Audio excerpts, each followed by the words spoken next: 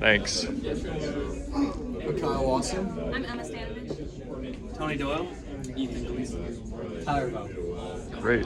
So So, this project is a black box device, which is going to collect crash data like it does for airplanes or crashes on your bike using GPS values and accelerometer values. The device, which is seen here, which will point out the components. Yeah, so for on the component side, this right here is the 9-volt battery that powers everything. Right down here, it's kind of hard to see, but this is the GPS module. The eraser looking thing is the antenna that goes with it. Right down on the bottom part, that's the accelerometer gyroscope, 2-in-1. Right here is where the data storage happens. This is a micro SD card module. And then up here is the Arduino Nano, that microcontroller that powers everything. And so we can show you that it turns on. So that's what it looks like when it's on. And then when the GPS, like when we're outside, it'll lock on. This light will indicate it'll start blinking, but because we're in here, it won't. so you can see it from the exterior of the case with it closed. No, you can't. Oh, okay. So I think he wants to see it just closed. Oh. if it's closed, how is there an indicator from the outside that Oh, it's there's no on? indicator from the outside. Yes. Not yet. Okay. Definitely a flaw. All right. Well, A little hard to tell. minor details. Yeah. Okay. So you got the on/off indicator there. Okay, I see. Yeah. Cool.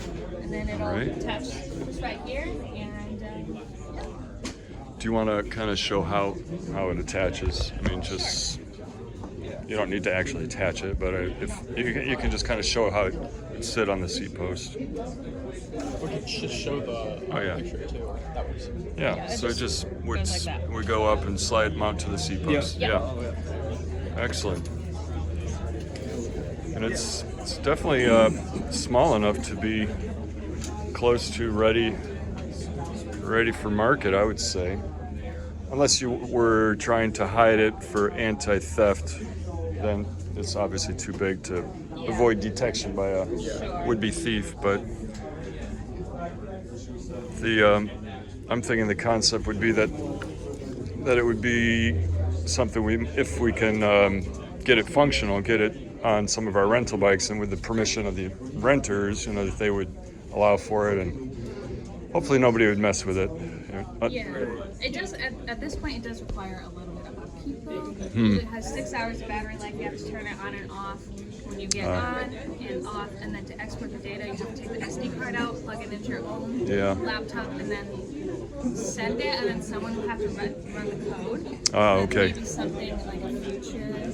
That'll be fixed with like an app in a future team. Yeah. Okay. Because it is Bluetooth capable. We're just not interfacing with the Bluetooth because we don't have an app. All right. So probably the next team to pick this up would create an app to do all that for you, so you don't have to take it apart. Yeah. And get the data yourself. Don't have to pop the chip out in Yeah. order to download the data. Cool. Do you have any questions, Bill? It doesn't look like a standard 9-volt battery. It's a rechargeable one. We took the casing off just to make it all smaller.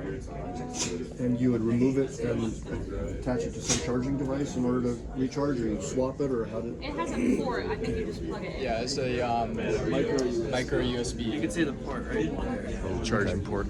So you pop open the cap and you Yeah, you plug put it the in. charging. Ideally, it'd be better to have like a port on the outside. Right. And this port is, That's for if you want to connect the microcontroller, like uploading the code, you connect a micro USB to your computer. Like for the onboard code. To update it. Yeah. It's, whatever they call that. The last. Update the BIOS or what? I see the forget what body. they call it. and I'll show you like our this is the last, SD card. our last SD test here. Yeah. So this is when we got the GPS to work. So here I rode in a straight Oh, line. okay. I did a hard stop. I turned off the device. Okay. Took me a second to find the switch. Okay, turn it off. So this is our text file taken from the SD card. These are the GPS values, and this is the accelerometer values here. Okay. So then, just shows you again, and it's constantly collecting data. So then we're going to run this text file in our code. We hit run, then it gives us all these crashes that are detected. And even though there's one issue we have is that because it's just and here's And the location. the location and how it Test, plots. yeah. Sure.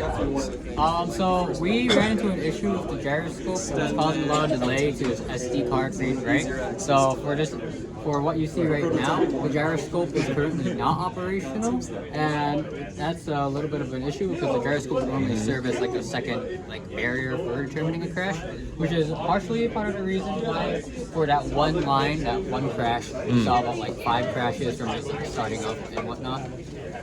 So yeah. See, I was reading your report. You determined it was just overly sensitive, so it was recording a crash when it really wasn't a crash. Yeah, overly sensitive. Next crashes 2 lines in a row. I think with the addition of the gyroscope, it would definitely help out with handling that now. Because then that's the second verification that a crash happened. Yeah, it would eliminate all of those excess crashes that was shown. Like if she hard braked and then tipped the bike over, the gyroscope would detect only one crash because it tipped over. But yeah, it'd be nice to be able to differentiate between a near miss. Presumably, it'd still be upright, probably, but sometimes you might fall down to avoid a serious crash. So it's hard to know what is an actual crash versus a near miss. But but it's getting close. It's getting really close. Let me just see your poster real quick. Yeah, the poster. They made these posters. Oh, they did. Okay.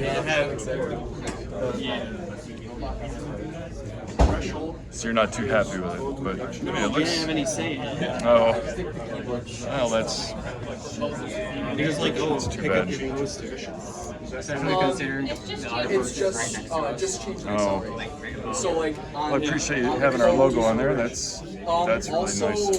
This is It's any difference between current and Looks like you're being charged with a crime or something, like a mugshot. it would detect that I as just need the measurements on the wall. Yeah, so the threshold is 6 foot. meters Yeah. squared on the onboard Oh, great. code, and that's just to kind of filter out some stuff, so it's not reading so much excess stuff. meters per second squared into lay terms. oh man, I think I would have to